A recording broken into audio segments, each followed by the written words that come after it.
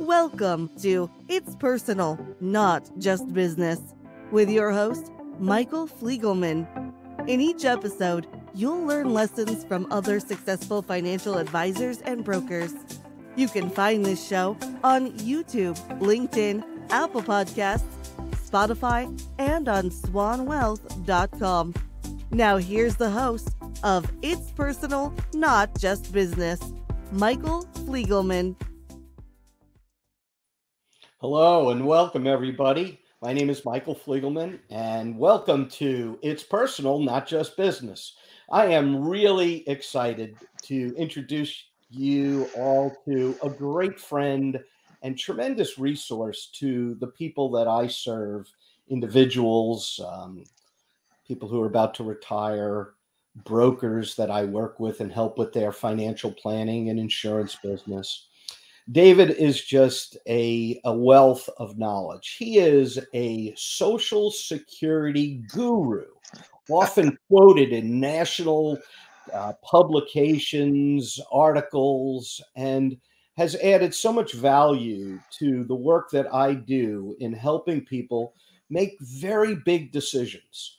So I just wanted to first say, David, thank you for all that you've done for so many in teaching them so many things about Social Security, and welcome to the show.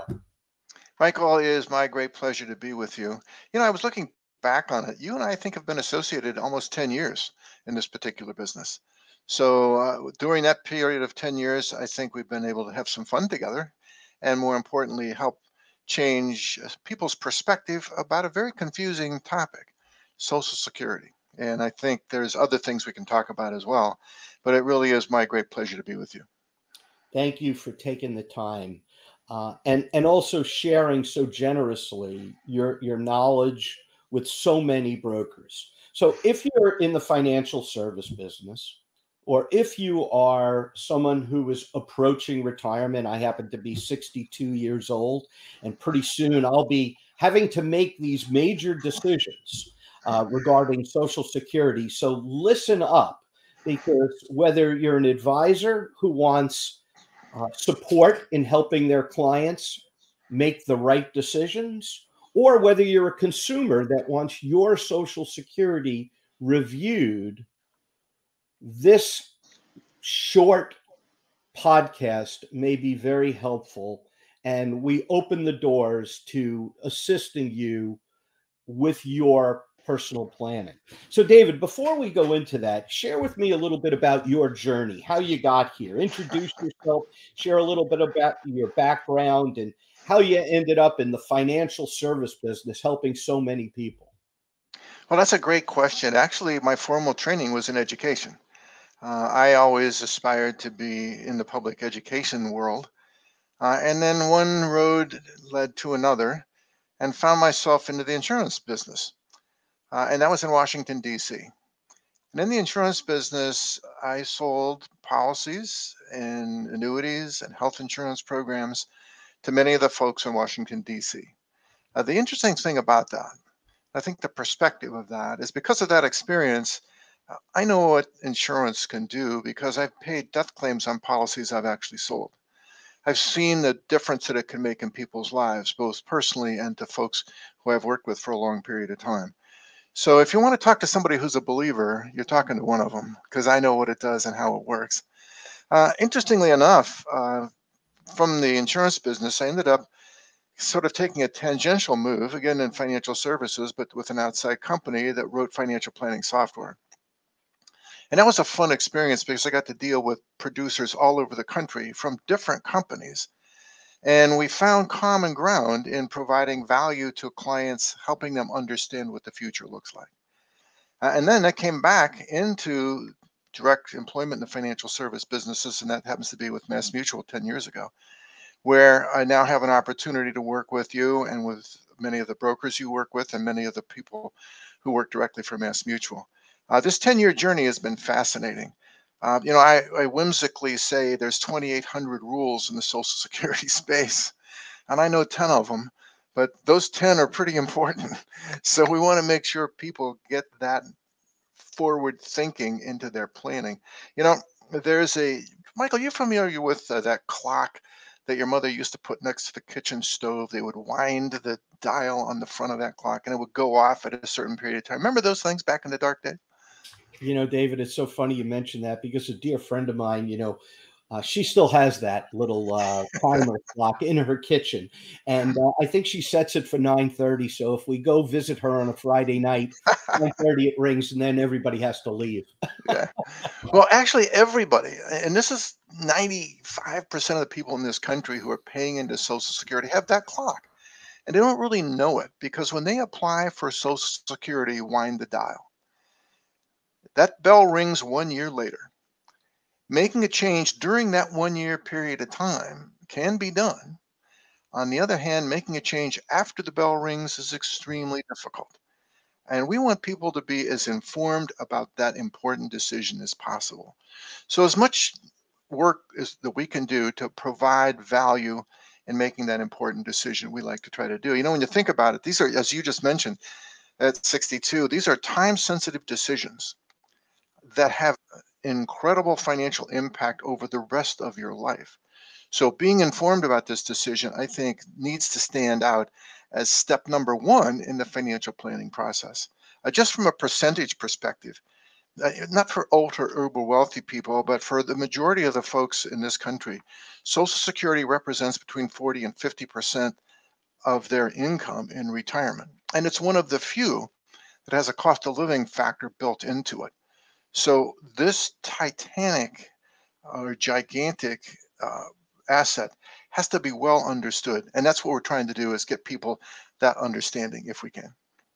Yeah, I so appreciate it. I think that number one, it affects everyone Correct. on one level or another. And it is something I think you told me years ago, that people spend more time planning their vacation than they do their retirement plans and Social Security. And Social Security is often bantered about, well, it's not going to be there when I get Right. to 65 or 70. But the reality is, at my age 62, and I'm 65 or 70, I'm expecting to get some, $4 or $5,000 a month for the Right. rest of my life for my wife and myself. And that income, um, I guess the present value of that income is probably worth a couple of $1 million. Now, if I had And a $2 million investment portfolio, I'd be reviewing it all the time. that's But right. the $2 million, present value of that stream of income, we'll ignore it for the most part. Most people do. And they do, I think, because they've been paying for it incrementally all their working life. I mean, it's the 6.2% Social Security payroll tax matched by their employer, which they don't really look at or consider. It's just sort of automatically going into this particular program. And then all of a sudden, 62, 65, 67, whatever the appropriate time is, it becomes time to make a decision about that. And that's me. It's like me walking into your house, Michael, with a suitcase and in cash, $1.5 million, and dropping it down on the coffee table and say, "Hey, Michael, do you want to talk about what's in that suitcase?"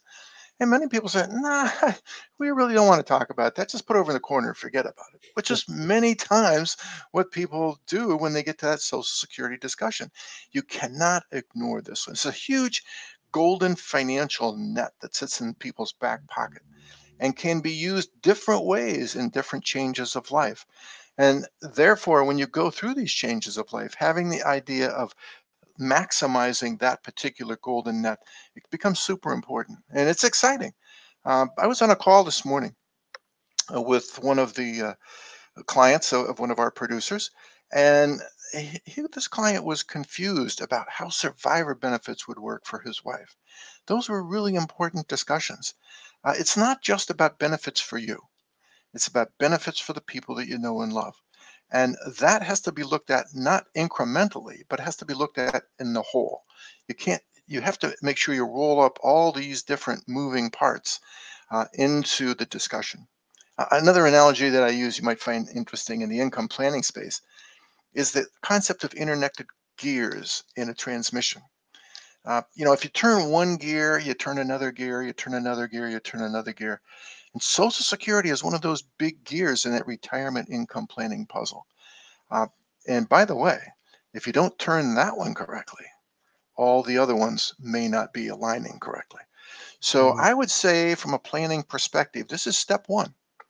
And as they step into the discussion seriously about income planning, you've got to look at the Social Security modeling opportunities and step into that space.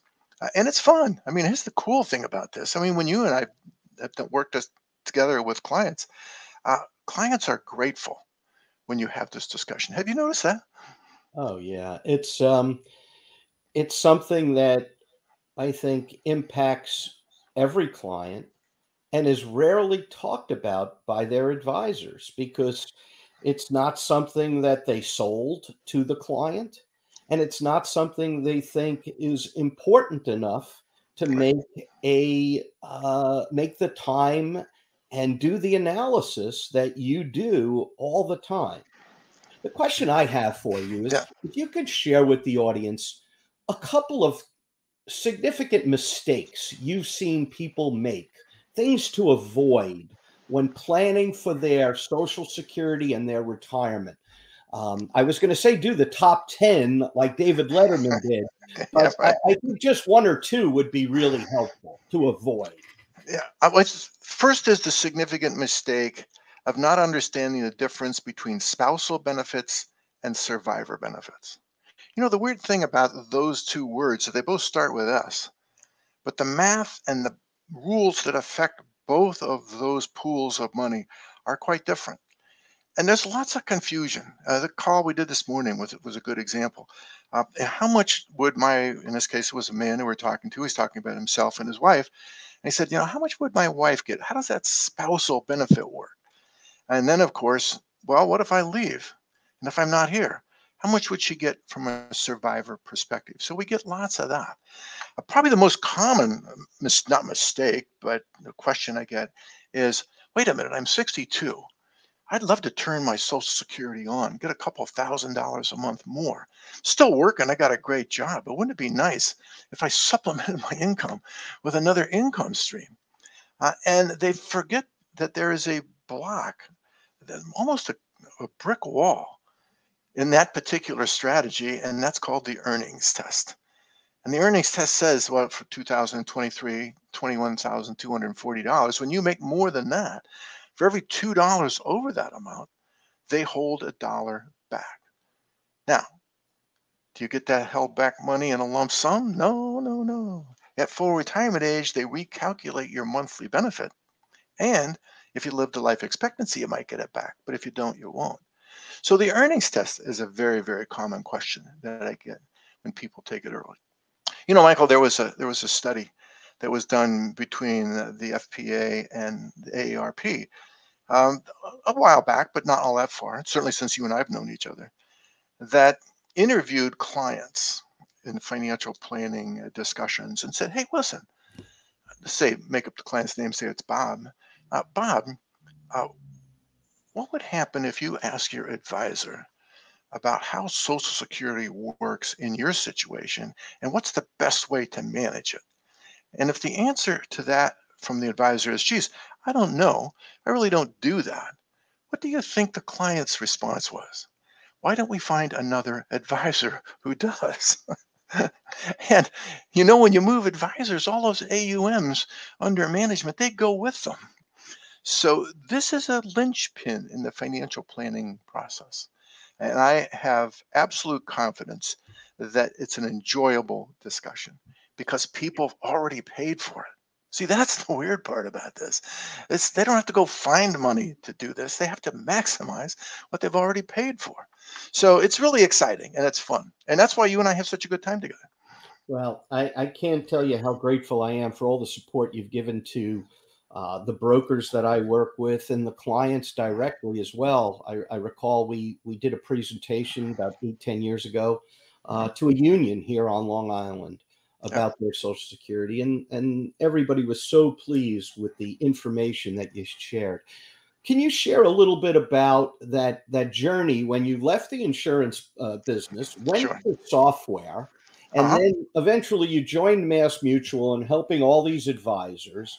And what you do for these advisors that adds so much value to the Social Security conversation.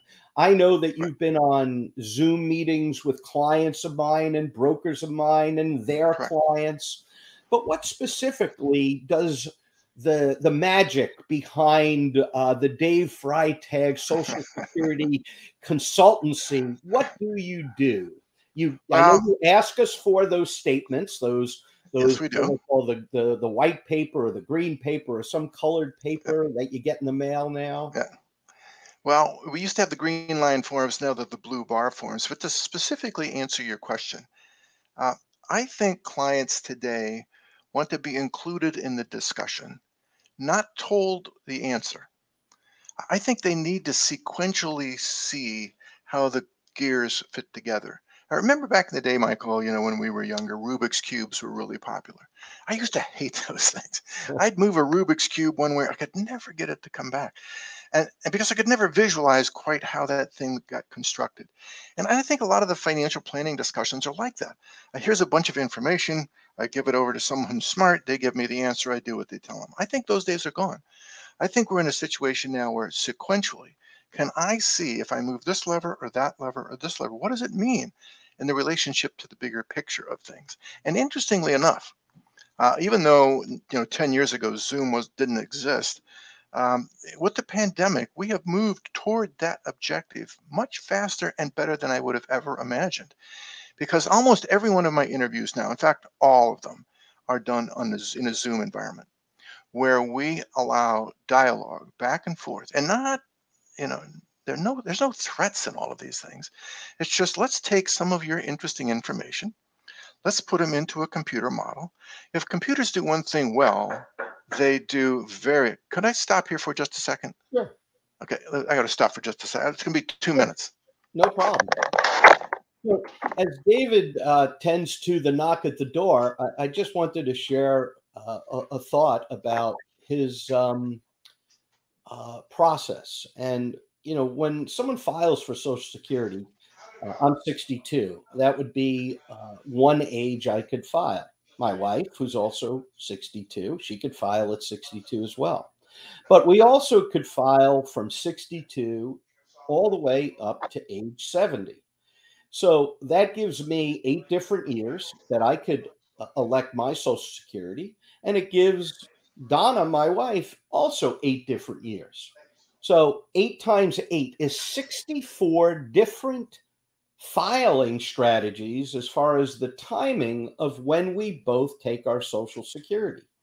And because of that, then people get confused. Well, should I wait or should I get that income now? And a lot has to do with your life expectancy. I started getting serious about my health. I'm sorry, Michael. That's quite all right. I was sharing a little bit about, the 64 different filing times. I'm 62. My wife's 62. That gives us 64 different filing strategies from a timing perspective. And that decision is somewhat confusing. Am I better off waiting? Well, let's say I die at 73 or 75. It might not have been a good idea to wait. In fact, years ago, David introduced me to a great tool called livingto100.com, which is a way for you to get a personalized life expectancy. And that is very helpful in helping to make the decision as to when to start your Social Security, 62, 63, or as late as age 70. And each year that you wait, the amount that you get increases by, I believe it's 8% each year for the rest of your life. From full retirement age to age 70, there's something called a delayed retirement credit. That's an 8% per year simple interest lift to the benefit for as long as you live. That's a powerful thing when you think about it, because the only thing that limits the payout is longevity, which, Michael, comes back to your point. The magic sauce that makes an annuity decision work or a Social Security decision is some assumption about longevity. because that's the power behind guaranteed income. In Social Security space, if you're here, you collect. If you're not, you won't. And you need to make sure that those variables are balanced.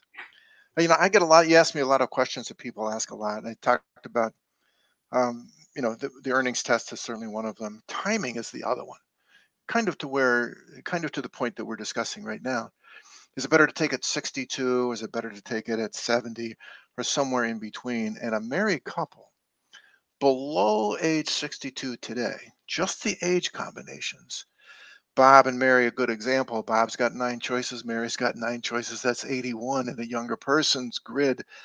And why you would move in one square or another depends on the own unique circumstances in your situation. What Uncle Bob did at the company picnic or at the family picnic and said he did, and that's what you should do, is absolutely not what you should do. You should look at your own unique set of circumstances and put that puzzle together. I mean, it's a fascinating, fascinating thing to see how different people are. But I'm going to tell you one other thing I think you might find interesting. We got a call from, in this case, it was a 65-year-old grandfather who had tragically lost his son. And the question was, well, wait a minute. I have 2 beautiful granddaughters, and those granddaughters may be better off taking a benefit from their father as a survivor benefit, or taking a benefit from me as a as a grandfather who's going to adopt the 2 children. That was a really interesting discussion to see where's the leverage, what should we do? And you wouldn't think that it would be as involved as it is. But it's not something you can blow off. It's not something you can just say, oh, wait a minute, it'll take care of itself. It won't. You have to be your own advocate. In this particular case, it turned out that the survivor benefit was better than the retirement benefit from his record. But we had to know that. We had to feel comfortable about that. And at the end of that day, and I can kind of tell you the good news here, he said, I really appreciate that. I've recently sold a company and I've got these investable assets. I kind of like to know what to do with them. Could you help us with that? Yeah, we probably could. So, I mean, the true story, you can't make this stuff up. It's the truth stranger than fiction. And everybody is different, which is why I like it so much. Absolutely. And kudos to you, David, because the effect of Social Security planning actually had some effect on my life. So when I did that life expectancy test, Sure. that helped me decide on some financial issues, including Social Security, my life expectancy wasn't very high. I was overweight. I had some health problems, and I got serious about Yeah. losing weight and getting healthier. I was about 250 pounds. Now I'm Oh, at wow. 200 pounds. My life expectancy went from 79 to 93 since Yes. then. So the impact, knowing that I have been funding my Social Security for some 40 years, and it's not going to last more than 9 years if I wait till 70, kind of So bothered me. I mean, that's not a bargain, right? You can't do that. So that's yeah, why I keep coming back to the secret sauce. I mean, the secret sauce is a longevity play. There's 2 reasons to take Social Security early. Longevity is short, and you actually need the money. There's 2 reasons to delay it. You have long longevity, and you don't need the money. And then everybody's in between in those 2 spaces. But it's not a bad thing to take the benefits early. And I tell people that all the time. If you're in a situation where this money is a lifestyle changing decision, and it's going to keep the mortgage going and it's going to keep utility bills working. I mean, through the pandemic, we had people that got laid off and furloughed and all those things that happened.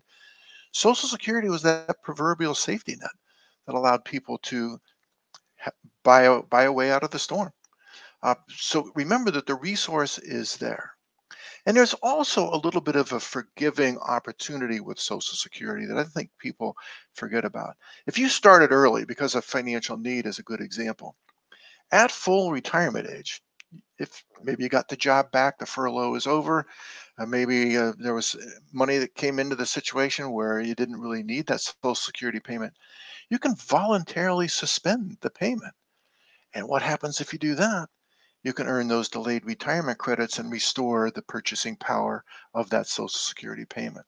Wow. So it's a fluid situation, and everybody needs to look at that. You asked me, how did I get from the insurance business to the software business and back into the insurance business? The company that I work with, we actually wrote a modeling program for Social Security. And this is the tool that we use today. And we find it very, very helpful for people because they understand how their decisions affect the results. It's a pretty picture for them. Absolutely. And that the software, tells a picture. It Yeah. shows people the effect. And to your point earlier about rather than us running it, we like to utilize Zoom or a Yes. face-to-face meeting in front of the client and show them the difference of filing strategies A Yes. versus filing strategies B, giving the client the opportunity to make the best decision based upon their situation. And to your point about Uncle Bob at the picnic, Uncle Bob may have had blocked arteries and said, let's take it immediately because That's right. the U.S. government's running out of money and you better take it early. You Right. may die early. But, I don't think that I think it's very dangerous. They say a little knowledge is very dangerous. Right. Well, with our team and Dave knowing the ins and outs of Social Security, you don't get a little knowledge. You get a lot of knowledge and you get a very caring person. What's separating you from getting your Social Security reviewed is probably just taking those forms and finding a person like me and David who can help. And Right. we urge you because it is an asset that is often not managed. If you had a $2 million real estate portfolio, you're managing it. $2 million investment portfolio, you're managing it. $2 million retirement, guaranteed retirement income, pretty much you're ignoring it. And that's a mistake, especially when you get to be my age, I because got it. now is the time to start planning. And the planning that you've helped me do was to get myself healthier so my life expectancy is longer. That's a And good that was it's a a good great, story, Michael. It's a great story. I mean, truth is stranger than fiction. And, for years I've been trying to lose weight. And finally I got serious enough about it. And I'm almost at my goal. So That's thank you very, for very good. that. Because that was an additional realization when my wife's Social Security was going to last, till 93 and mine's only going to 79. I So started what's going to scratch on my with that? head. One other thing that I think is often misunderstood Mhm. is what happens. Let's say if my wife and I are both getting our Social Securities Mhm. and one of us pass away. What Sure. happens in that situation? Well, it's an easy model to remember. The bigger the two checks is the winner. One of them is going to stop, and the bigger one continues. Uh, Not hard to put that math together. At whatever time someone leaves, Bob and Mary, for example, Bob might be 80 years old. He leaves whatever he's receiving. If Mary's check is smaller, she basically gets the equivalent of Bob's check. Now, some of it comes from her record, some of it comes from Bob, but the math is going to end up with the larger of the two payments. But I'm glad you asked that because a married couple has 100% certainty of an income loss. One of those checks is going to stop. And to realize that when you're 85 or 86 is not good. You need to know that that's coming. It's as certain as the sun coming up. Someone's going to leave and someone's going to be here. And if you have enough time, you can plan for that reduction in household income. And there's lots of different products, Michael, as you know, that can fill in that space. There are life insurance contracts. There are annuity contracts. There's money in a mayonnaise jar and Funk and Wagnall's back porch from the Johnny Carson show. There are savings accounts, investment strategies, lots of different ways for people to understand that the future is not always going to be giving those two checks to someone, but someday it's going to become one. And planning is the key to the whole thing. Absolutely. David, this really has been terrific. I can't stress to you enough how much gratitude I have for your generosity, your knowledge, your willingness to share. And David is a tremendous resource to the public. We can utilize his expertise in many different ways, whether it's analyzing your Social Security, whether it's doing a presentation to a group that you're involved in where people are getting to a point where they want to learn about Social Security. Not only is he so knowledgeable, but he's also a great entertainer, educator, based upon his background as a teacher or an educator. You could see it from the smile on his face that he enjoys helping people. And that's what this is all about. It's personal, not just business. Absolutely. David, anything that you want to add before we conclude our podcast today? Well, I would just say the opportunity to get a small group together, I believe, is something everybody needs to consider and try. This don't have to be, you mentioned seminar or big important presentation. This isn't in a hotel. This is not expensive. When we have someone who invites, let's say 10 or 15 of their good clients, and we get a chance to sit down on a Zoom environment and talk to them about Social Security, everybody wins. It's just a wonderful experience. And with this new environment, the ability to, whether it's Teams or whether it's Zoom or whether it's other types of media, opportunities to have folks discuss it in a non-threatening way is very, very powerful. I love doing it every day. So as many as we can do, let's try to do some more. All right. Well, David, I thank you for your support. I thank you for your time today and your willingness to share with us. And I look forward to helping many more with their Social Security and retirement income planning. Thank you and have a great day, everyone. Sure. Thanks so much. Thanks a lot. You've been tuning into It's Personal, Not Just Business, with your host, Michael Fliegelman. Each episode features role models and lessons from other successful financial advisors and brokers. Thank you for your positive feedback, comments, questions, and for sharing this show with others.